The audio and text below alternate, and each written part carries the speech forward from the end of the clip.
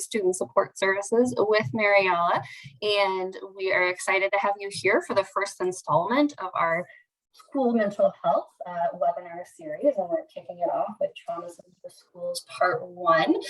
This will be recorded and housed on our school mental health webpage, and we'll put that in the chat here in a little bit. But we will have a short survey at the end, just via Zoom post. We just ask if you take a minute to fill that out just to give us some feedback on today's training. So we will go ahead and turn it over to Dr. Susan Lindblad and Sarah Shanahan, who are going to lead our training today. Good morning, or good afternoon, whatever time of day it is, sorry, lost track. My name is Sarah Shanahan, and I'll let Susan introduce herself. Hi, go ahead. Oh, good. I'm Susan Lindblad. I'm one of the school psychologists at Hastings Public Schools and the director of the AWARE grant project here at Hastings. And so this is the start of, I think, our 4th year. We'll be starting our 4th year at the end of the month. Yeah, and I work at Heartland Counseling Services in South Sioux City, Nebraska. I work with the South Sioux City School District for the AWARE grant as well.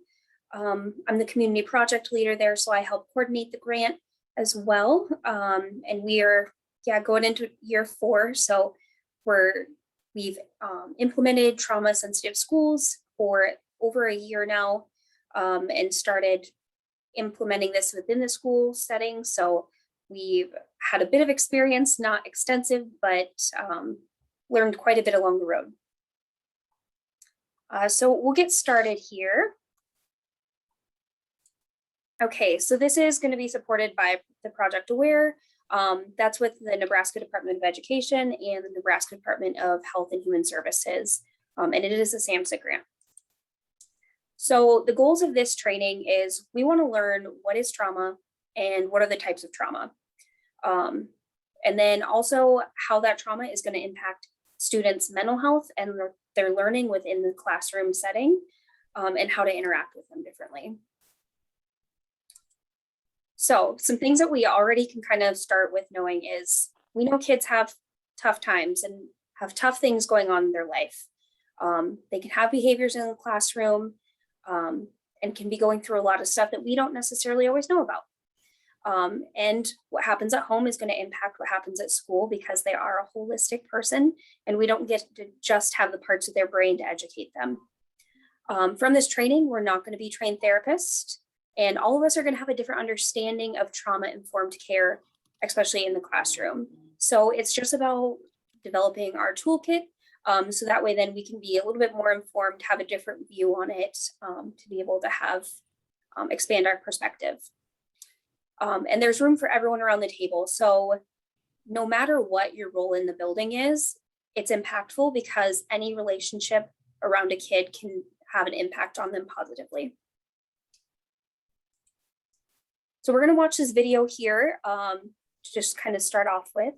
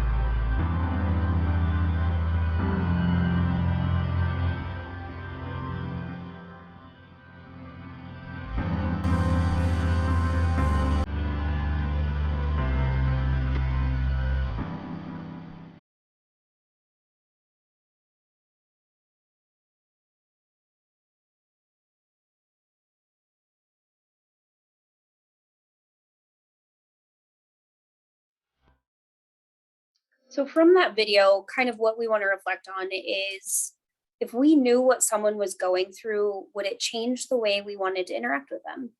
And that includes the staff that we work with in a building, because as you see in that video, it's not just the kids that have stuff going on, it's us. We have stuff going on that impacts us and impacts our mood and how we react to things. So it's also a good reminder from this video to give yourself a little bit of grace, because it's not about being perfect, because you're going through things too. It's just about kind of putting us in that mindset of empathy, to kind of understand what other people are going through, that we might not see on the outside. So some reasons why trauma-informed care and being trauma sensitive is important is because half of mental health disorders begin by the age 14. So if you think back, I have an anxiety disorder, and I know when it first started, it was one of the scariest things because I didn't understand it. And no one really described it to me or told me how to deal with it. So when you first get it, it can be some of the scariest times for you. So that's important to kind of take in account. And when you look at kids, they're going to be in your classroom a lot. So they're there over 30 hours. And if you think of an elementary school teacher and the impact that they can have on a student, if they have 20 kids a year for 40 years, that's 800 students that can be impacted. And if you look at the same, a high school teacher can have over 4,000 students that they're impacting. So being able to see this can have a really big impact. And if we don't address mental health, some serious things can happen. Not only does the education part of it really get impacted, like things like missing school more likely to drop out of school, but we also have the huge impact of suicide is the second leading cause of death with young people. So we really have to take that into account. And then when you look at it from a student perspective, a financial perspective, and an educator perspective, if you look at a student, they are going to have higher academic achievement, less absenteeism, and they're going to graduate more. So you can either put your money in the playpen or the state pen, basically, is what Susan had told me, and it really stuck with me when she said that. So either invest with them early or you're going to invest with them later on. And then with educators, the more positive interactions you have with students, the more likely you are to have personal well-being and have less stress in your own work life. So, and we're going to go over what ACEs are later, but 80% of kids who are struggling academically have 3+ ACEs, which is not a hard score to get to for a lot of these things. So we just have to take into account that these are common and they do impact learning in the classroom. So then we get to types of stress. So not all stress is the worst thing in the world for you. Some things are really positive stress. I got married this year, so that's a really positive stress for me. It was new and it was exciting and it was a great thing, but it was also really stressful. So I can't deny that that was a stress on my life. Then you get into tolerable death. So think of the death of maybe a grandma on that child. So maybe it wasn't, they were able to get through it, but they were able to get through it because they have people that care about them kind of supporting and buffering around that. And then you get to toxic stress. So this is going to be ongoing. It's going to be repeat exposure to abuse or neglect. And these are going to be things that it's like piled on one after another. And it impacts you and your ability to be able to bounce back from that. So also the way you can think of toxic stress is that you start getting stuck in that survival mode, or the animalistic part of the brain, as I like to think about it, because I'm not super savvy with brain science. So that's how I can understand it, is knowing that it's that back part of our brain that if we didn't have that frontal part of our brain, that prefrontal cortex, we would be these like animals, just like them. And then I'm going to turn it over to Susan here, or one more. So then you get to what toxic stress is. So it's impeding the brain's ability to grow and develop. It's having a lot of cortisol, or what is also known as the stress hormone. And you can have that fight, flight, freeze, or submit response. So you are getting stuck in survival mode and you're not able to bounce back out of it as quickly because it's constant and it's going to constantly be there. So you're having an overstimulated limbic system, which activates fear And then it's going to produce anxiety, hyperarousal. So you're going to jump whenever the door slams or different things like that. And you're going to be really vigilant. So I will turn it over to Susan for this next portion. Okay, so we're going to get into looking at different types of trauma, and I'm looking at everyone on here. We are talking to the choir, you know, preaching to the choir. I think everyone on here has a fairly good understanding of trauma.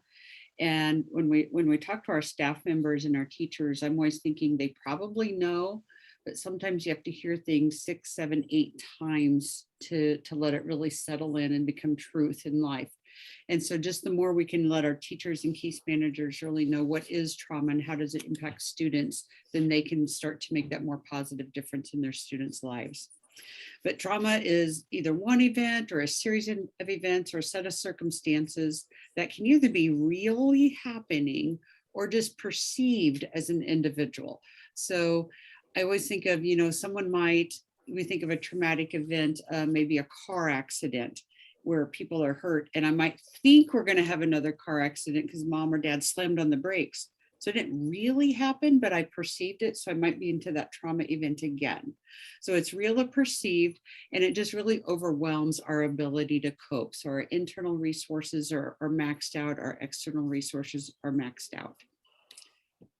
And next slide.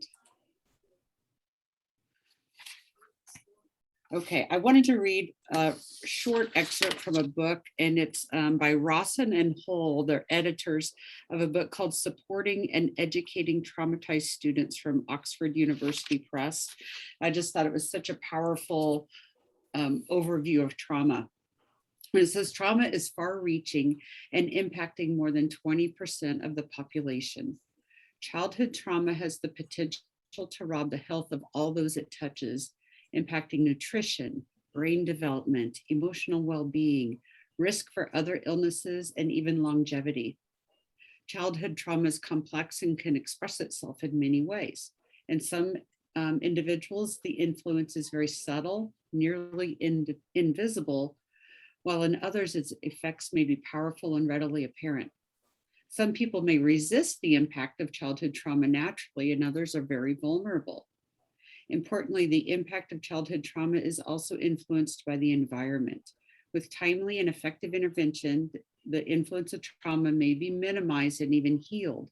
In the absence of care, however, the negative effects can build up and worsen over time, leading to illness, financial costs, and eventually the risk of serious disability or even death.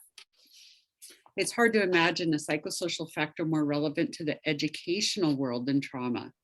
The numbers of children and teens who have or will experience significant adversity are staggering, and the implications of this adversity are immense. It's rare to have a classroom that will not contain at least one student who has experienced significant stress. In communities more touched by poverty, violence, homelessness, racism, and other layers of social vulnerability, it's conceivable that the majority of students in a school will have experienced significant stress. And trauma does not discriminate. It touches the lives of children who might otherwise have had no difficulties, and it touches the lives of children who simultaneously struggle with learning problems and developmental challenges.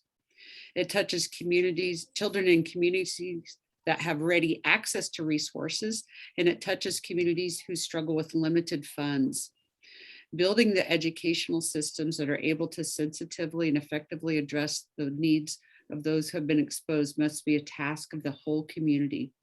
School engagement, experiences, and success are among the most predictive variables of healthy adult outcomes and of resilience. An investment in healthy schools is an investment in our future. So I just thought trauma, just that view of it doesn't discriminate. It can be anywhere at any time. And I seriously doubt I could walk into any classroom and not find one student or one staff member who has experienced something significant like that in their life.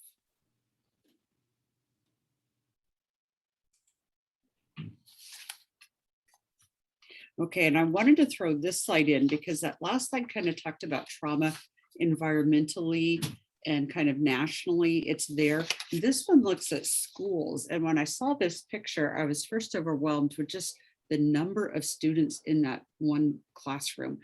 And I have rarely walked into a classroom that is that crowded, but it's a good reminder that we are packing students into these small spaces and then having these high learning expectations when not everyone is there. We can see the one youth in the middle, head covered by his hand. It's like, he is shut down for some reason. We really don't know why. But schools are not always safe haven for youth. In 2007, 2008, a survey was done and they found 75% of public schools reported at least one violent crime that year. And that rate climbed to 94% when only talking about middle school and high schools. So 94% youth 12 to 18 are actually more likely to experience a violent crime in the school setting than outside of it. So trauma's in our communities, trauma's in our schools. And that next slide, Sarah, really shows how trauma is in my own district. This slide is a picture of our BIMAS results from the spring of 2021, so just last spring. We gave the Behavior Intervention Monitoring Assessment System, the BIMAS. It's a 34-question self-report measure for students grades 8 through 12 that we gave. And how often in the past week did I have thoughts of hurting myself was one of the questions. Thankfully, we had over 65% say rarely, but we had 22% say sometimes, and roughly 12% each say frequently or very frequently in the last week, I have thought of hurting myself. And just the reality of that being my students in my building just kind of really got to me. And I was like, are we reaching these students? Are we meeting with each one? Are we developing safety plans with each one? Are we connecting them with resources? Are we talking to safe family members? So just the need of community, schools, and my own district. And I think my district is probably similar to the other districts in our state. So the next slide, types of trauma. What I think about trauma, first of all, is an acute trauma, an isolated incident, that car accident, that fire, that physical assault in a dark alley somewhere, just something that happens once and can be overwhelming. But another type of trauma is the chronic trauma.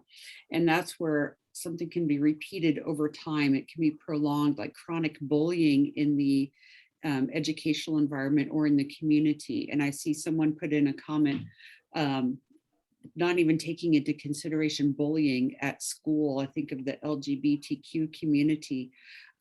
Yes, that would be like chronic trauma prolonged if someone is bullied for an issue like that. Prolonged family illnesses, domestic violence, all of that can really impact a youth's development. And then you go to complex trauma, which is the ones that when I was working in private practice, I would see more often. When a trauma is happening over a period of time, it is happening to the child from an early age and it is impacting their overall development. So all of those issues of just having acute trauma and complex or chronic trauma piling on top of each other for this one little child and overwhelming their ability to cope. And then one type I don't want to forget about is historical trauma. And I just think about this trauma that occurs, these wounds that occurs across time and across generations, maybe someone's entire lifespan. And we put on a picture of just broken chains, just symbolizing maybe the movement from individuals being slave to being freed, but that freedom did not bring about equality and equity and liberation. So it was this ongoing trauma for generations. And I think we're still working through some of that. It's definitely better than it has been in the past, but I don't know that we're at the finish line of where I want to finish yet. But we don't want to forget about that historical trauma. And even when you're thinking about your families who are in a chronic poverty cycle and not able to break that, that can be a type of historical trauma. And the impact of trauma. Some people seem to experience a traumatic event and kind of like bounce back from it. Others will experience a similar traumatic event and it can totally derail their life. And so that impact of trauma can depend upon your age, your developmental level, your relationship with the victim, your past experiences, if you have adults who are providing that safety or that buffer. And Sarah and I, when we were talking about this earlier, we talked about, one of my administrators talked about, why don't these kids just pull up their bootstraps? That's what I did when I went through this when I was younger. And I was thinking, you know, you're lucky you had boots that had straps. You probably had an adult in your life who was supportive. You probably had some successful experiences with school. You probably had some internal resources that you could draw on. And then there's kids out there who have the boots but no straps. And Sarah was like, well, then there's kids out there with tennis shoes and flip-flops, or kids out there with no boots. So they can't pull up their bootstraps because the impact of trauma is different for each one of us. And then the next slide is just a picture I wanted you to have, and it is in the resources. This was shared, I believe, by Dr. Melissa Sadin, I think I'm saying the name right, where it shows household trauma being in the tree, community trauma being the roots that hold the tree steady, and environmental issues that are out there that could also attack us. So I think of, you know, if I have issues going on in my family, maybe domestic violence, my tree might be weakened, but if I have a strong community, my roots are deep, and I might have someone to provide that support for me.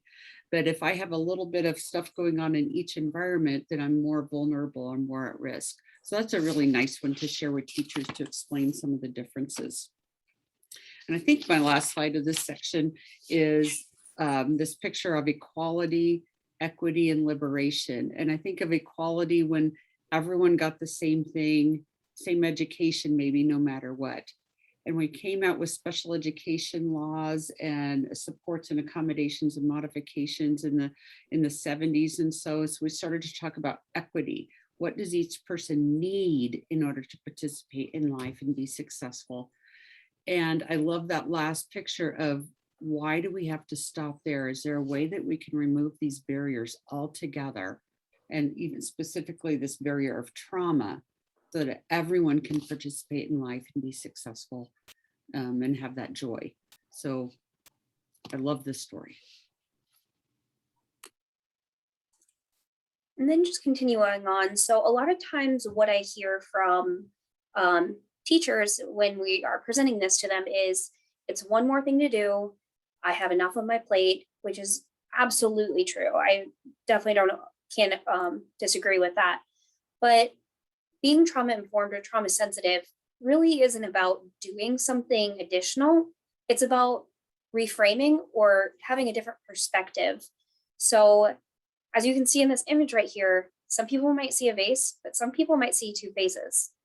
It's not that one's wrong, it's just that they're different. And then just another visual. So what do you see here when you look? Do you see the rabbit or do you see the duck? I saw the duck first. I see the duck first too. And then on this one, do you see a man running into it or do you see a dog running out? Because the way you view something can also change your emotions towards it. If you see a cute puppy running out of the snow, you're going to have feelings of warmth, cuddles, happy puppy feelings. But if you see a man running in, you're going to think he's robbing something, he's running away, he did something wrong, which are very different emotions. So sometimes our perspective can really cause us to have certain emotions that we wouldn't if we had a different perspective, which can also be the case when you look at, a student who may not necessarily be acting how you always want them to in class. But if you have the perspective of a trauma lens, then you're able to think, wow, they went through so much and they are persevering. They showed up to school today. That's awesome. And then again, do you see a frog or do you see a horse? And these will be shared afterwards so you guys can look at them, because it took me a minute to get them, because again, just like having a trauma-informed lens, it's not something that's going to click automatically in one day. It's things that you have to chip away at and hear again and again in different perspectives to kind of form your own perspective. And again, is it the bottom of a car or is it a night beach? That one was the hardest one for me. So if any of you struggle, I'm there with you. And one thing that I think is important when we look at perspective, you cannot see both at the same time unless you've trained your brain. It's either I have this perspective or this, and it takes work to jump back and forth. And so I think that's where we want to go with educators. Can I see it in a different way, in a trauma-informed way? And it's just training that brain. Absolutely. So we're going to watch a video on what ACEs is. So a lot of people are going to be familiar with ACEs, but this is just in case you haven't. This is also just a really great video to share out for a resource. And it has some statistics in there that we can then reference afterwards. So I'll go ahead and play that.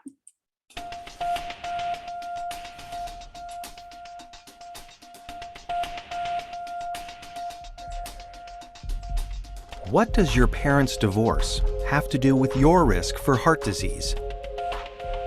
If your mother had a drinking problem when you were growing up, are you more likely to suffer from depression as an adult?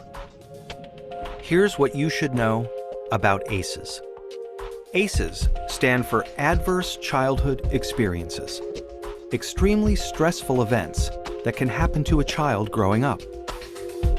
Some experiences are so stressful that they can alter brain development, as well as the immune system, increasing the risk of lifelong health and social problems in adulthood. The term comes from the Adverse Childhood Experiences Study, landmark research that shed new light on the root cause of everything from stroke and liver disease to substance abuse and mental illness. In the late 1990s, an epidemiologist from the Centers for Disease Control and a preventive medicine doctor at Kaiser Permanente set out to understand the association between childhood experience and lifelong health. They asked over 17,000 people in the Kaiser Health Plan in San Diego about their health history, as well as difficult questions about their experiences growing up.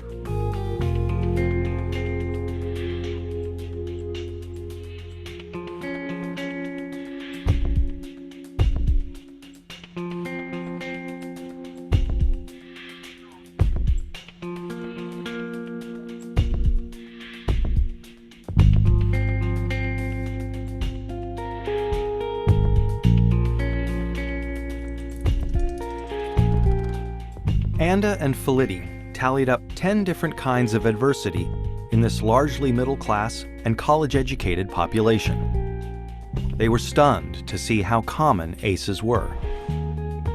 21% of all respondents were sexually abused as children. 19% grew up with someone who suffered mental illness. 28% had been physically abused. And 2 out of 3 respondents had experienced at least one ACE. The researchers next looked at how someone's ACE score, or the number of adversities they experienced, related to a wide array of serious health and social problems. They saw that the more ACEs someone had, the greater their risk for poor outcomes compared with someone with no ACEs.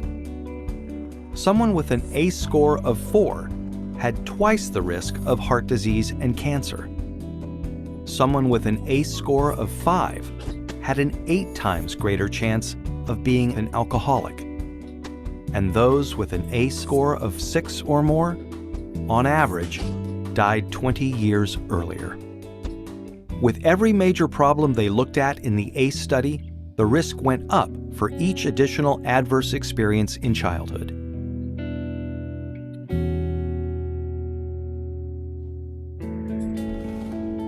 As Dr. Robert Anda says, what's predictable is preventable. It's important to remember that ACEs are not destiny. ACEs are a tool for understanding the health of a population as a whole. For individuals, an ACE score can be a tool for understanding their own risk for health and social problems and empower them to make changes for themselves and their children. ACEs tend to get passed down from generation to generation and are common across all income levels, races, and cultures.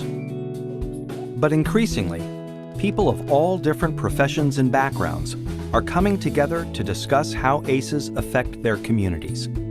They're finding new ways to treat and prevent ACEs. Many doctors are starting to screen their patients for ACEs as part of their medical history. More schools are becoming trauma-informed, considering the source of problem behavior when disciplining their students, instead of immediately suspending or expelling them. To learn more about interrupting the cycle of adversity and improving health and well-being for the next generation, please visit kpjrfilms.co. Okay, so from that video, it has a lot of information on there. But what we know is ACEs are common. They are things that happen to over 50% of people from what that study showed. And it's things that can happen to anyone.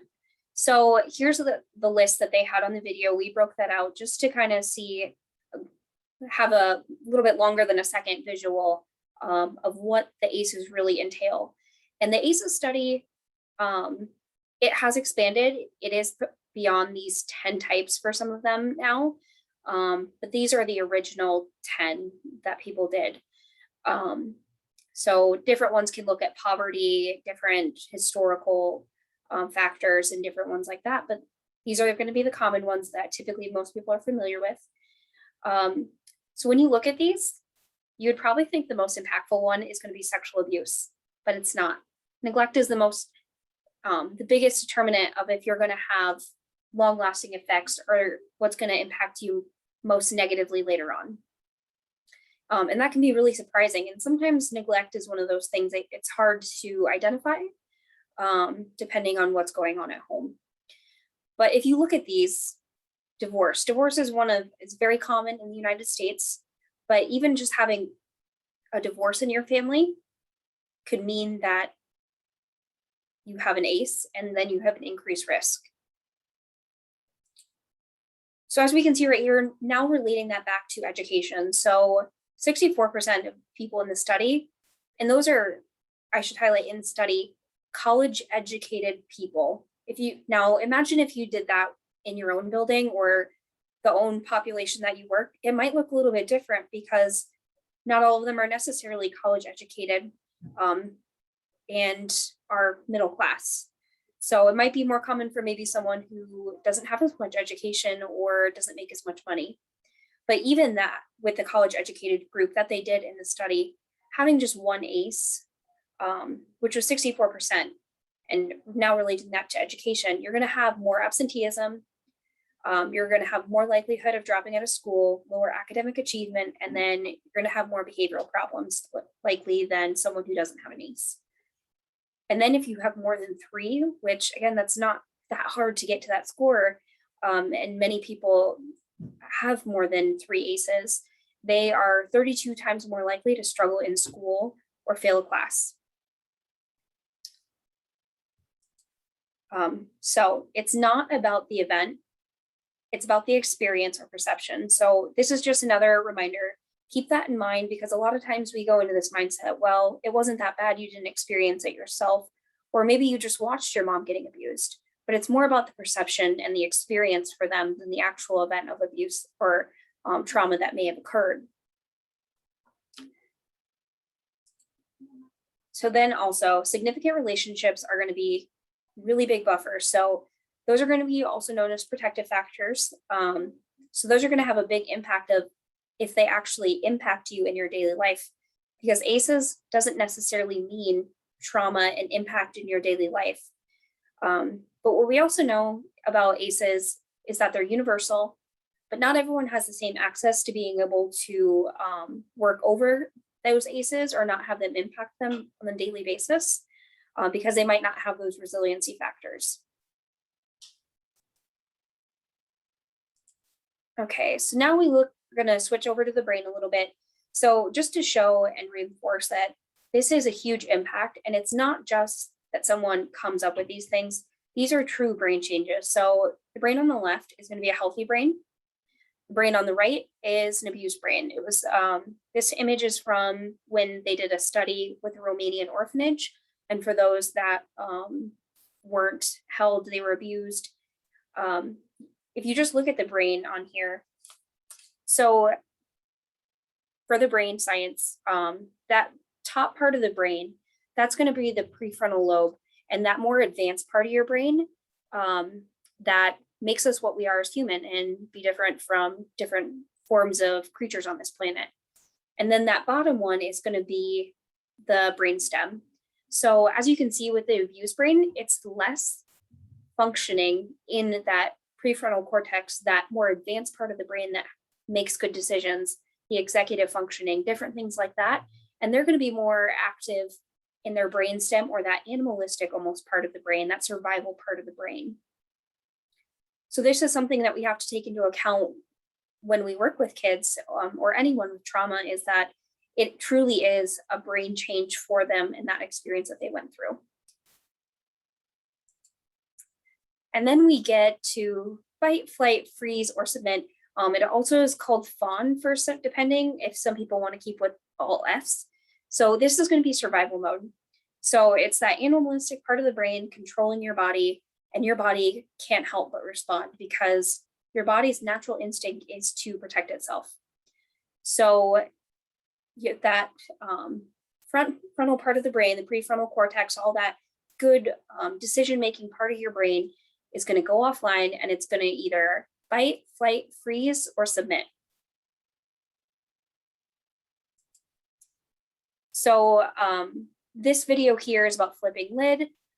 So this is a visual that you can use with youth to help explain kind of what happens with the brain, and it's really effective. We have a student at the South Sioux schools who did a video for us. I wish we had a release to show the video, but they modeled the hand model and explained what that meant to them. So these are concepts that youth can understand and that you can kind of describe it, and you can adjust the language based on their age as well. So if it's maybe too babyish for them, you can use different words too. It started with a simple but effective idea, a way to visualize our rising emotions and help restore our calm, keeping our cool when flipping our lids. It's a hand model of the brainchild of Dr. Daniel Siegel, and here's how it works. Put your thumb in the middle of your palm and curl your fingers over the top. Now you have a model of the brain. Lift your fingers up and raise your thumb. That's the inner brainstem represented by your palm and wrist. The brainstem controls basic body functions like breathing, heart rate, and blood pressure. Put your thumb back down. That's the approximate location of the limbic area, most notably the amygdala, which helps to regulate emotions and our fight, flight, freeze response. Now, curl your fingers back over the top, and your prefrontal cortex, which allows us to think critically, predict consequences, control impulses, and do other executive functions, is in place. The frontmost part of the brain helps us rationally manage the amygdala and brainstem areas. But when our emotions start to rise, maybe someone's pushed your last button, or you perceive a threat or danger, our amygdala overrides the prefrontal area, and we can flip our lids, losing our cool and acting in ways that can be scary to others. By visualizing our lid flipping and noticing when our emotions are rising, we can take a break or a deep breath and work to calm ourselves, giving our brainstem a chance to regulate our body and allowing us to actually change what the brain does and return to the clearer thinking of the prefrontal cortex. That's the power of using the hand model for ourselves and as a learning tool for our children.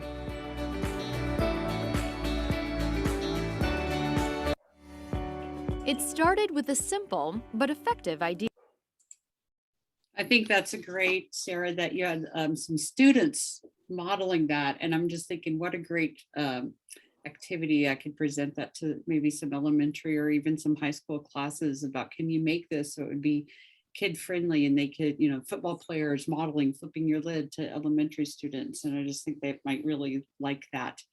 But this would be in your handouts. And again, it's just kind of keeping the executive part of the brain and the emotional part of the brain connected and talking. And I think there's all women on here, so I can pick on men. when your spouse is driving and someone cuts in front of you and they like immediately like, oh my God, they're yelling and screaming, hollering out the window, honking the horn and going crazy. I'm like, calm down. Maybe they're late to the hospital. It's just really thinking about what are some different things that could be going other than someone threatening your manhood by cutting in front of you in the car. So just a model or picture that you could show. The next slide is one of my favorites. This is kind of my picture I show teachers for the hippocampus about memory storage. And a healthy brain is here on the left where everything is organized, it's filed neatly. You can go get that little pink shell and wear it to work because you know where that little pink shell is. And the right one is maybe some of our closets at home where things are just kind of messed up and stored somewhere in memory, but we can't get to it. So teachers, if you're teaching someone, single digit arithmetic, 6 times 2 is 12 and 2 times 6 is 12. And we did it together. And then the child was able to do it independently and they went home. They come back to school the next day and they have no idea what you're talking about. It might be because their hippocampus, their memory storage unit is just messed up and we don't know where the file is. So as we can calm down the brain and help them develop filing systems, maybe even teaching will be easier. But think about what your closet looks at home and then think about yourself. Okay, next slide. Good news. The best part about trauma, if there's a best part, positive, caring relationships are one of the most effective treatment methods for any child that's gone through trauma. And every adult can be taught how to build a positive connection with their students. One of the things that we like to do at the elementary buildings at Hastings is do the 2x10 intervention. So every staff member is kind of connected with one student and we spend 2 minutes a day with that student for 10 consecutive days. And most staff members at the end of that say, can we keep going? Why, yes, you can keep going. Can I have another student? Why, yes, you can. And so we just keep adding to it. So every child feels connected with an adult. And at the high school, we do more of like a praise train because they're with multiple teachers throughout the day. So it might be every time Sarah walks into the classroom, I want the adult to very artfully welcome her, make eye contact. I'm glad you're here. Touch on the shoulder, something that we're not like freaking her out by like saying, hey, we're glad you're here, Sarah, but we're just being very natural about it to let her know she's valued and important in our building. So relationships. Next slide is think of that first video. What do your students face daily? And I just loved that first video. It's one I marked because I want to show our staff members here at Hastings sometime. But what are they dealing with daily? Or what are even some of your staff members dealing with? Separation, car broke down or stolen, divorce, sick child, just all kinds of stuff. So when we think about what we're facing daily, we want to look at that window of stress. Because stress and trauma impact our ability to tolerate additional stressors. And I'm sure everyone here has had that day on the left where I come to work and I'm feeling good, I'm feeling positive, it's sunny, it's just beautiful and things are going good in my life. So a lot of things can be added to my day before I reach that snapping point. And then we've also had the day on the right where the alarm clock didn't work right. And then I couldn't find my car keys. And then I had to hit the brakes for a cat running across the road and I spilled my coffee all over myself. And then I didn't have on matching shoes. And so one little thing in the classroom and boom, I'm done. So we have to kind of take care of ourselves so that we can have stressors added to us because you can't teach without that. But it takes a regulated brain to work with a dysregulated brain. So if a student is coming dysregulated with that high baseline of stress, we have to be the ones who are coming with a regulated brain with a lower level of stress. And the next slide is just another picture of the same thing with students who come with lots of adverse experiences, may be able to only tolerate a bit before they reach that snapping point, while others can tolerate quite a bit. And that's just a reminder of why we have to be gentle with people and even here, every time a building is going through some sort of trauma or big change or stress, be kind. That's what we're just saying. Be kind with yourself, be kind with others, because we don't know what's going on underneath in someone's life. We just know the tip of that iceberg. And Sarah, was this you or me? Was this you? I think this one might be me. So I'll go Perfect. ahead here. Okay, so we want to look at what is lying beneath that behavior. So it's easy to see like the behavior that you're dealing with because you get agitated. So in the different areas, the different responses, when you are kind of in that survival mode, these can be some responses. So maybe you're withdrawing, maybe you're sleeping in class. That might be a flight, sorry, can't speak. But a fighting could be that aggression. That one's easy to see, but it can also be silliness and being the class clown. And then freeze. So maybe they're the kid that always says, I don't know what to do. Because maybe they are in that kind of mode. Or maybe they are just kind of staring off, or what some people can call dissociating. Or this is a newer one, the fawn or submit. So are they the people pleasers, the ones that kind of are clingy to teachers? They have very few boundaries, and you're going to want to take a different approach with each of these. So the people pleasing ones, it's going to be hard for you to say no, but you also need to be very aware of they have a hard time saying no for themselves. So you might need to set that boundary a little bit earlier, and not ask them to be, the helper every time, because they might struggle with saying no to you. And then just getting in that dysregulation. So the student acts out, the teacher feels disrespected, and then the student engages, then teacher goes, and then it's just a cycle. So where are you at with yourself in this cycle? If a student feels like they're challenging you. So it's just kind of having an awareness of that. And again, it's about being the thermostat, not the thermometer. So the thermostat is going to take that temperature and then adjust. But the thermometer is just going to take the temperature and say it is what it is. So you want to be the one to take a read of it and then change that. And then also, when a child who has trauma, if they're 12 years old, they're going to act half their emotional age, their chronological age emotionally. So what would you expect from a 6-year-old? You would not expect the same thing from a 12-year-old. So it's just taking these into account. So it's not going to be the kids that the traditional discipline works with that you really need to worry about. So trauma informed is about realizing traditional discipline works with the kids who don't need it really the most. So we have to take those different approaches. So again, it impacts academics. So executive functioning, being able to do an assignment, that's what it affects. Engagement and learning. They might have trouble with social cues or reading other kids around them, having verbal cues, having good memory, understanding cause and effect, being able to take someone else's perspective, or differentiate between feeling sad and shame, or maybe angry, and that's why it maybe can come off a little different. And then feeling empathy. So they might really struggle with that. So you might have to engage that a little bit more and kind of prompt that for some of these kids. And then these things in the classroom, they can very easily look like aggression, defiance.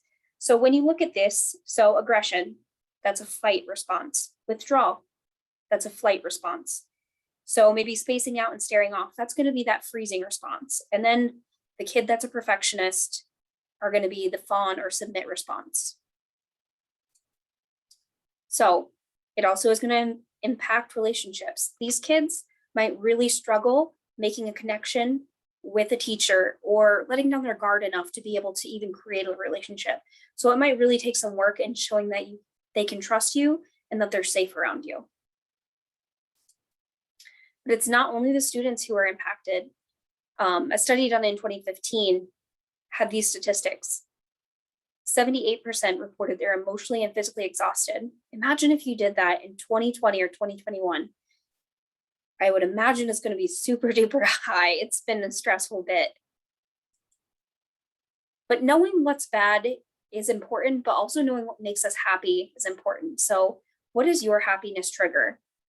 What is your coworkers? What is the kids in your classroom? What are their happiness triggers? So knowing that is just as important as knowing what makes us angry or what's wrong. Because we need to do self-care. And this includes doing self-care in multiple different areas of our life. So yes, doing physical, having nutrition, but also having spiritual, having a work-life balance, making those boundaries, financial. We need to fill each of these up, fill that cup up to be able to really work effectively. And then we're just going to watch this for just a second here.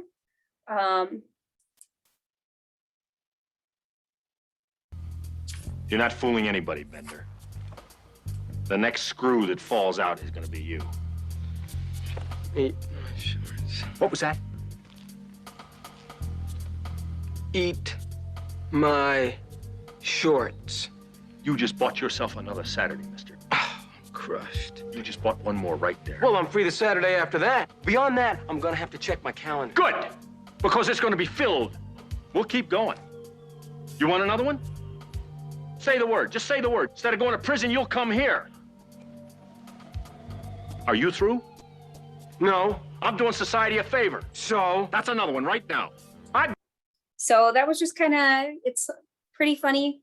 And most people are familiar with the Breakfast Club, but it's really looking, Yeah. Are you going to be the one who engages with that student and kind of creates that cycle? Or are you going to be the maybe one to give them a little bit of grace in that moment when they're having a hard day, when you're having a hard day, and, you know, not engaging in that cycle with them. So where do you want to be at with that in regards? So just always keeping in mind, give yourself grace, give the kids grace. No one's perfect.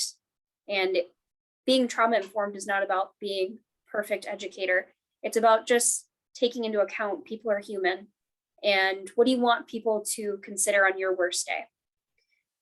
So I think that's all we have. So if anyone has questions, feel free. I'll stop the share here. This will be shared out, the PowerPoint, so you can get our emails as well if you have any questions about different things. And we will be having a presentation next month in October that will be going more into interventions and strategies to use. If you're kind of now wondering, okay, I've got the what, but now the how do I do that? So that's what we'll be working on. Yeah, I was like, when Sarah and I were putting this together, we're like, this is kind of depressing. We're just talking about the problem and then all the impact it has on children and their lives. But our next one is really, we want it to be rubber meets the road, practical strategies that can be implemented in the primarily educational setting, but some also in the home setting, to help resolve these issues of trauma so they don't have the negative lifelong impact on our students. So does anyone have any questions or anything that comes to mind? I will just say quickly, I put the registration for next month's training in the chat so people can go register. And we also put the link for the handouts. It's a Google Drive. And so that is in there. And those, like Sarah said, along with the slides, will be posted on our webpage for reference as well. And I am going to launch the survey that we have via Zoom polls, just a couple of questions if you guys wouldn't mind providing us some feedback on the training, but please feel free to ask questions or type them in the chat if anybody has anything.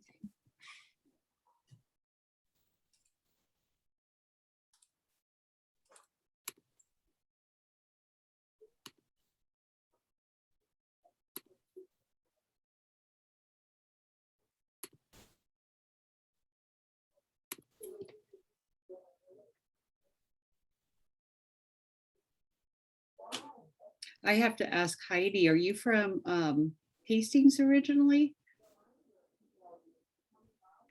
I'm not. I get asked that a lot. My husband is from Geneva and his dad actually has no siblings. And so we are not related to the Hastings farmers. There's big farmer families here in Hastings. So, and I'm pretty sure one of the daughters is named Heidi. So I was just checking. Oh, really?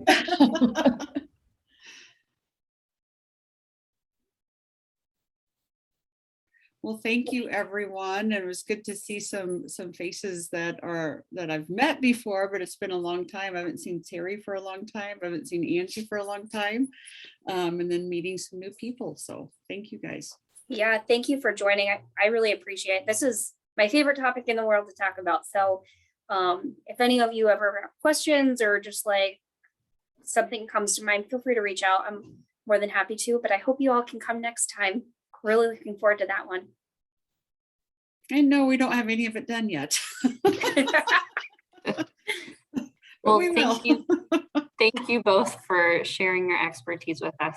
We really appreciate it. And everyone have a wonderful day. Thank you for joining us, and get out and enjoy the beautiful evening.